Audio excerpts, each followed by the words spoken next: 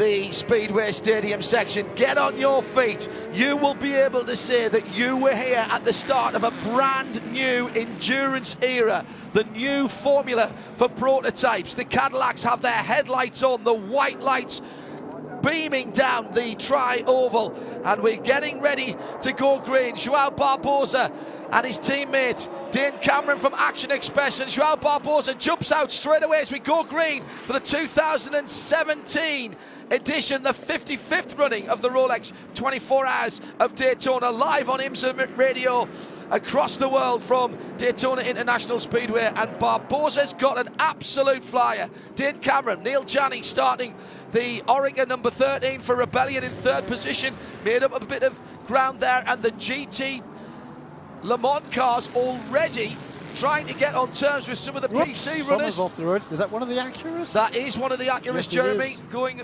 through there. It is the 86 car, the 86 Acura, one of the brand new NSXs, and the 81 Dragon Speed car, starting from the back of the prototype class, is having to battle with the Fords and the Porsches and the Corvettes. That wasn't in the plan for Dragon Speed and Elton Julian's team.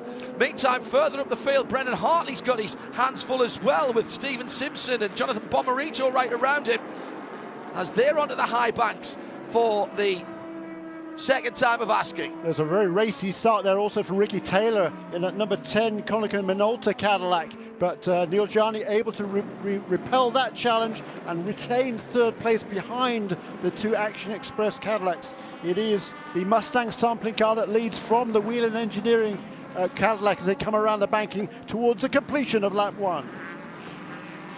Through the bus stop, always a difficult place to get through, and everybody has made it. The two Porsches resplendent in their new colours for 2017, echoing the Stuttgart shield on the front of every single Porsche car. The 911 and the 912 side by side, as the leaders are already on the infield, not really helping themselves there. Needed to be doing a bit more drafting. Is that Nicolas Lapierre onto pit lane? No, it's not, is it? It's the PR1 Matheson Motorsports machine that is onto pit lane at the end of lap one. Interesting to me that the headlights are not on the two leading Cadillacs. You're supposed to have your headlights on, and they don't have those on the number 5 or the number 31 car. I checked the regs for that. It does now say in the hours of darkness, and so that may be a slight change to the rules of those cars. They did have them up as they were coming to the start into the pit lane then for Tom Kimber-Smith in the number 12 Ligier. The engine cover is off, and that is not great news for that car. We'll get a report from Shea Adam and Nick Damon, who is going to be in the pit lane in a month or two's time, but the cover is off that car. Jeremy, nice clean start. Joao Barbosa, Dane Cameron, Neil Janney and Ricky Taylor. In fact, everyone have done their jobs exactly as you would imagine. Yeah, indeed. So Ricky Taylor certainly got a bit racy down there at turn when he tried to go around the outside. And for a moment there, a couple of cars... suspension issue on the rear right of the Oreca. Oh dear.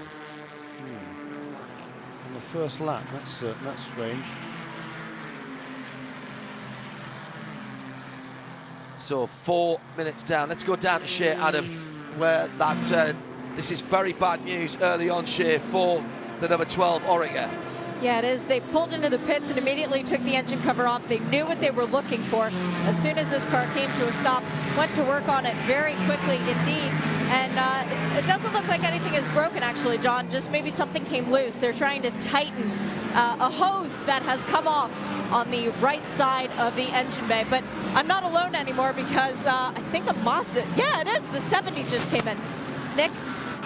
Yeah, the 70 Mazda just came in. It looked like there was no problem, but in fact all that happened was they actually topped it up with fuel. So almost though they want to take it out of the battle with the rest of the cars, it just came in, took about, I would say, 6 seconds or 7 seconds of fuel, and went back out again with no checks, no plugging in a computer or anything, just back up on the road again. And that team's they've made no bones about the fact they are going to this race in a very conservative mode. we know the problems they've had over the last several seasons, and this is a brand new car. Obviously, the engine is pretty similar to last year, but certainly some changes to it. It has a little bit more horsepower with the new DPI regulations, but they are very much in conservation mode. And I think, as Nick Damon suggests there, just get out of the competitive area, get to the back of the field. They're not too worried about that. They are just concerned about exactly your IHG keys to the race being here in the morning. Yeah, and we've seen that these guys know how to work the strategy, and falling out of that pack may not be the worst thing for them as it stands at the moment. Let's go down to the pit lane where Shea Adam can perhaps shed some light on this number 12 car, Mike Gouache. Mike Gouache, you're one of the drivers of the 52, and we were saying before the race, odd years are pretty good for you. The good news is it's a long race. What's the problem with your car? Yeah, we've been fighting this problem all week. Seems to be a problem with the shifting mechanism. It's running out of air. We know it's a leak. We can't identify it, so we were just hoping it would work after all the fixes we did this over the night, and then obviously it's not fixed. Did Tom know on the first lap, or did he know on the parade lap? Oh yeah, just as soon as he took off from the green flag, that won't shift, bring it in. It's a long race, keep your chin up. Sorry? It's a long race, keep your chin up. No, I know, thank you. And just to update you, the number 18 Lamborghini did take the start of the race. Yeah, okay. So that car might not have been out there in echelon, but it has taken the start of the race and is competitive. So we did have the 55 cars start the 55th running. That will be the quiz question in a few years' time. Yeah, I was surprised to hear that the car wasn't out there. I don't know why it wasn't out there on the starting grid, but certainly they did get a replacement car. That car was hugely, massive amount of damage yesterday. The car, they had a failure just before the braking area for turn one. The car turned sharp left, hit that Rolex wall, if you like. And off has gone the 16 Lamborghini. It's the change racing that entry. is the change racing entry. Now that was at the Horseshoe, and that may well bring a full course yellow, the West Horseshoe I should say. At the moment that is local yellows. I can see the yellow lights flashing at the far end of the racetrack from us off to our right. The race continues for the lead between Charles Barbosa and Dane Cameron, and they're heading up to that area of the track at the moment. PC led by Johnny Molan, back out of retirement for this race only, wants a second watch, one for each of his children. James French in second position, just half a second back. GTLM, Ford, Ferrari, Tony Villander getting a great start and getting in amongst the Ford GTs. Richard Westbrook in third for fourth place for Ford 67, and Jan Magnussen in the yellow Corvette.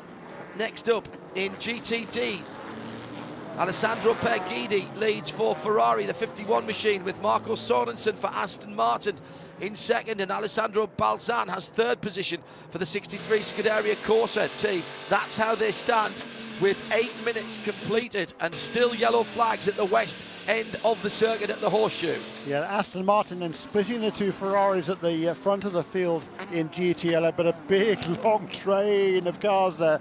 This is going to be a tremendous dogfight all the way through the night. And the 52 Shea Adam has the rear cover back on. It does, and Tom Kimber-Smith fired it up. The headlights came on and blinded everyone further down from it onto pit lane, but the car did not move, and then we saw the lights come on. The pits are closed, full course caution. Jeroen Mull is the man who has caused that, with the Chevy safety vehicle already at the scene. Gave them a couple of moments to see if that car would move under its own steam, but it hasn't. And Dennis Paul, our veteran starter, experienced starter, let me say, I shouldn't say that, Dennis, my apologies, is the man who has the double yellows out.